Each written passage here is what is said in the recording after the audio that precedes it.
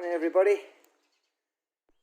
Mimi's gone out, went off doing a bit down at the funeral wake in the village this morning, and she's gone off to Mock's place, help her out and what have you with the son's monk party arrangements. So I thought I'd do some maintenance and cleaning and what have you on the quad bike. First of all, I've removed that rack there. Simple. It's got 4 mounting screws. And then I'm like, I want to take this panel off and have a look underneath. So while I'm here, and I couldn't find any videos at all on YouTube on how to do it. So by trial and error, I've managed to. Well, I haven't actually took it off yet, but I've loosened it. Because the user handbook doesn't tell you how to get in or anything, so it's a trial and error method really. So what I did, imagine it's all clamped down. I use this tool here to get underneath. I use that cloth up there and make sure I didn't scratch any paintwork. And then once you lift it, it's like that. You're thinking, how the bloody hell? You pull. I've just pulled it back in now. You're pulling and pushing like crazy now. How do you get it out? See, it's wedged again now. But basically what I did, I got my fingers in these gaps here, lifted it up, pushed it back at the same time. So I'll do that again.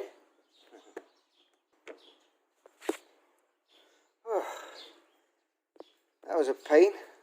Basically what you do, you press down on there while you're lifting up at the back. You press down and you slide it that way, and eventually it all gives. So see these little hooks underneath? There's 6 of those, and you've got the grommet at the front.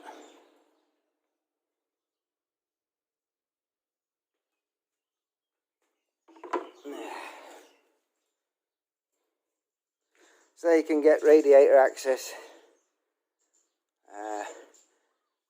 All your relays are there.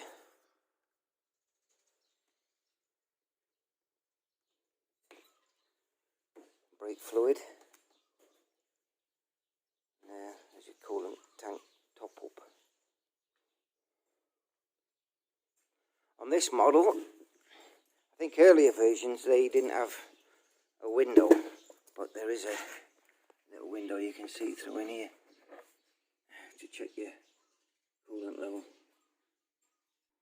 And I can just see it's normal between the high and low. Alright, I've just about finished cleaning. All polished up. I put that plastic conditioner on there, on all the black bits, all nice and shiny. Right, Rocky.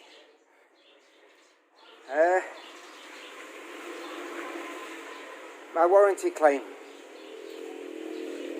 for the exhaust for the cracked heat shield.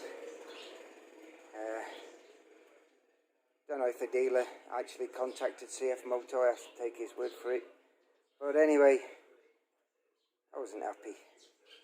But I thought, what should I do? Get the heat shield welded up. And then he's finding somebody that can weld aluminium around here. I don't know anyone who's got aluminium welding kit. And then I thought, well, I could have bought a new one. Then I thought, nah, I'll go and get some exhaust wrap, and that's what I did.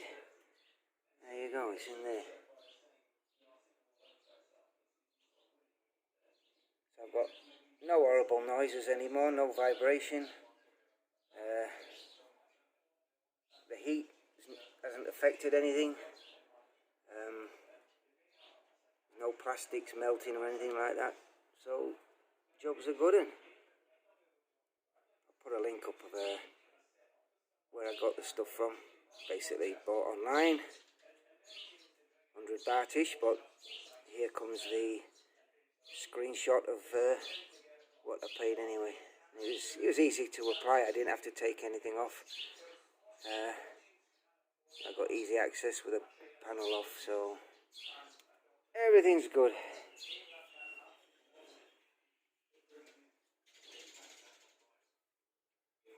Just need to put the seat back on and front rack.